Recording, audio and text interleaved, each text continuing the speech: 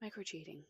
Have you ever heard of it before? It's been on my brain today. I was watching something about how Instagram and affairs and sending attention outside of your relationship are affecting the bonds of it, right? So I think of micro cheating as anything that kind of blurs the boundary of integrity, trust with your primary partner.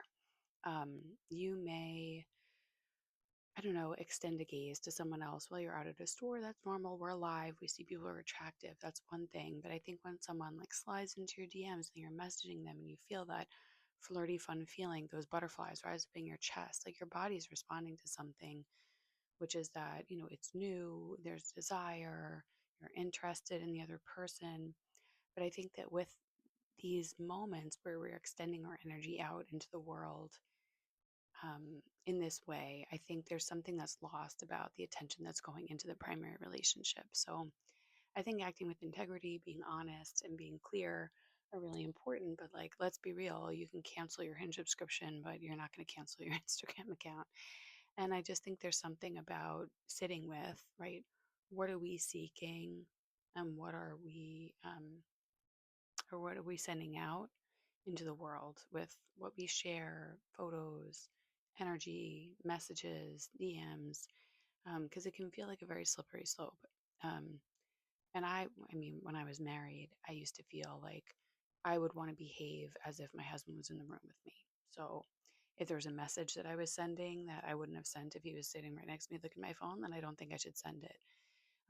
If there's, I don't know, anything that you would say, where do, that you would feel wouldn't be respectful of your partner, then I think that that's probably a pretty good boundary of what not to do, engage behind their backs, because that's how it feels, right? Behind their backs.